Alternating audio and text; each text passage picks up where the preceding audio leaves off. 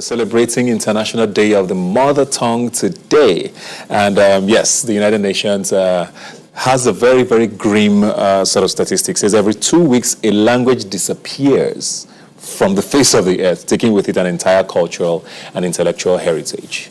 So we're going to be talking about that. I have here with me Kola Tubosun, who's a linguist. Thanks for being here today. Okay. How scary is that for Nigeria? Because I know that we've heard about languages sort of disappearing, even here in Nigeria, mostly. I know I hear a lot about parts of Adamawa and Taraba State, where there are very small clusters of languages. Somewhere around the Niger Delta as well, you hear about that. Is it something we should start getting concerned about here? Yes, I think we should have been concerned about this for a very long time. And it's not a Nigerian problem. It's a global problem, and it's more acute in Africa because we've also already had issues with language endangerment for a long time because of globalization, colonialism, etc. But now because of technology and the use of media devices now that are based only in English and other global languages, it's hard for many languages to survive. There are many languages now that have just a few hundred speakers in Nigeria. So yes, it's a big deal. And it's, eventually, I believe, eventually in Nigeria we're going to have just a few strong languages. Unfortunately. Yeah, people say that English seems to be the biggest threat to languages, especially here in Nigeria. People tend to point to education. I mean, you're going to go to school anyways and learn everything in this one language without, having a solid base of your mother tongue. We're hearing every day, I see on social media, that Igbo people say, oh, our children are not speaking this language anymore. What should we start consciously doing as individuals now, taking it away from government or schools to make sure that we start to preserve this? Individuals have a role. Speaking your language to your children is a big one of them. I think this is very important. But we can't rule out the role of government in making policies. The 1973 National Policy on Education suggests that the first few years of schooling should be done in the language of the child or the language of the area. But we haven't really done anything to implement it. One, because people don't take it seriously. Second, because there are private schools that have taken over, and most people would rather send their children to places where they speak only English rather than elsewhere. And the parents who decide consciously not to speak their language to their children. So that has to change. And there's some other work we are doing as linguists and people who work in technology to make sure that the technology that young people use today also reflects the languages we speak. Not just English and French and German and all this. How much of a problem is, for want of a better term, inferiority complex? How much does it play in this? Because like you said, you hear a lot of parents who say, please, he has to speak English or she has to speak all English, almost sounding like, your mother tongue is a bad thing and it would affect. Meanwhile, a lot of us, I'm sure you speak more than one language. Yes, I do. You speak how many languages? About 3 or 4. And it hasn't affected your English. Exactly. So why is this perception about, speaking your mother tongue affecting how you speak English? Yes, I don't know where it came from, and we have more prominent examples of people like Chinua Achebe, like Wole Soyinka, who never spoke a word of English until they were 6 or 7, and they have spoken about this in the past. And this prominent example, hasn't convinced people still of the fact that speaking your own language at a very early age before you transition into English doesn't hamper your ability to learn English, but also actually improves the way you speak English, because then you have a background and a grounding in the language of your own people, and then you can acquire many other languages. Actually, even my master's thesis examines this among Americans as the fact that if you're competent in one language, your own mother tongue, in a certain way, it makes it easy for you to be able to acquire even many more other languages. There's some part of the brain that opens up and gives you even more competence. So it's the inferiority complex. There are a number of other issues. Political issues, Nigeria, we always have this issue when someone speaks a language around you that you don't understand, you automatically feel suspicious. So that is a problem. But I think programs like this, educating people in the public and letting them know the importance of it.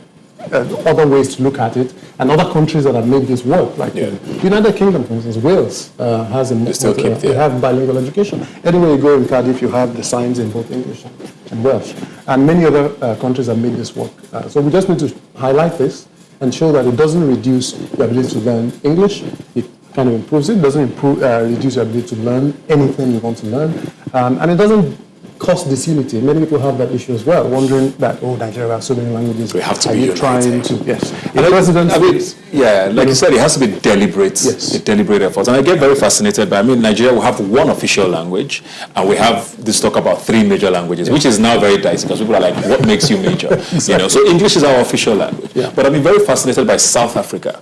They have 11 official languages, so you can speak any of these languages anywhere. You walk into a bank, you're speaking your language. Zulu, Xhosa, Afrikaans, whatever it is you want to speak in parliament, they're deliberating whatever language it is. Now, we have about 250 languages here, so it's a little dicey. Yes. But what sort of lessons can we learn from that? Not even just from South Africa. Even Switzerland has 4 languages, official languages: German, Italian, Romansh, and maybe French. And they also have English. And they have managed to make it work. There is no big political division that is caused by the language issues. In Nigeria, we have many more languages, makes it a lot harder. But in places like South Africa and Switzerland, there are laws there that devolve the responsibility of language policy and education to the local areas. They call it cantons in Switzerland.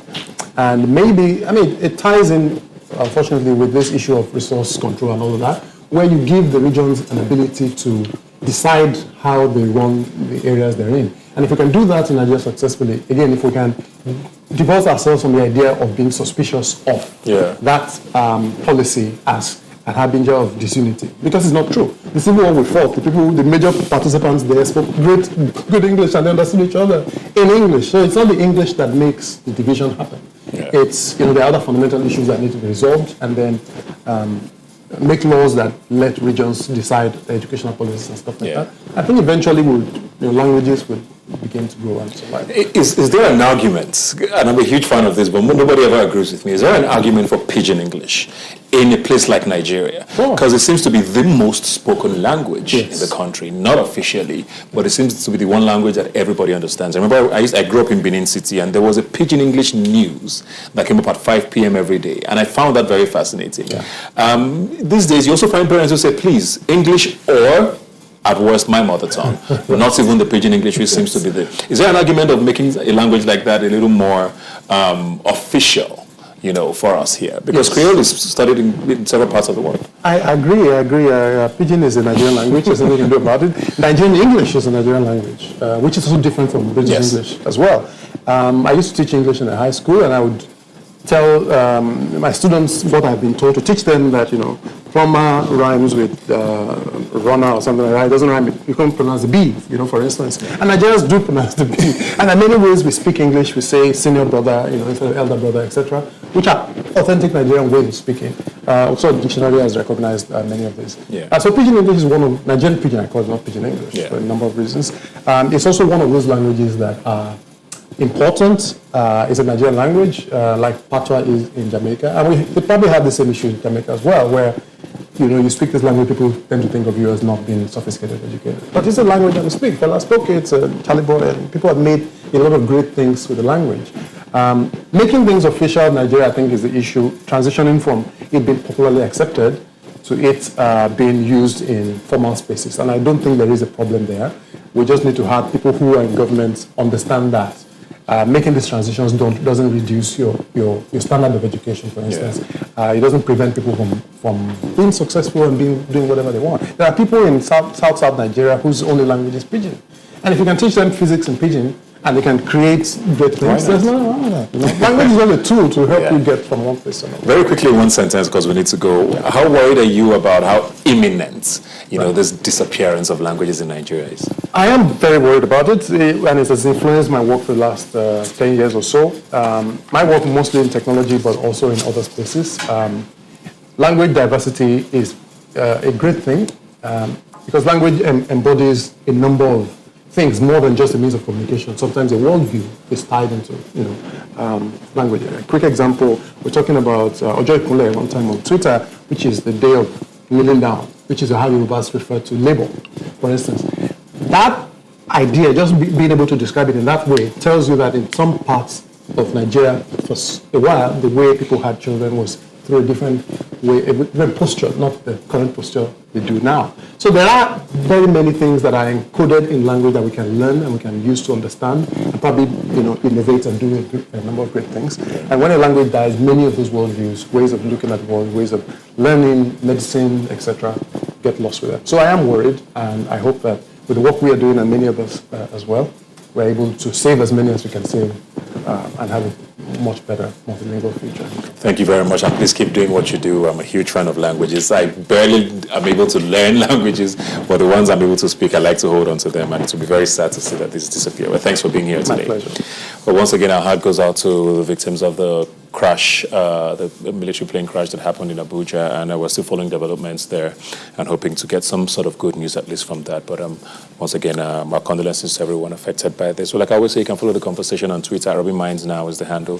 Please use the hashtag Rubbin Minds when you tweet at us. Please still stay safe. COVID-19 is still real. Wear your mask, socially distance, and sit at home if you have nowhere to go. I'll see you next Sunday.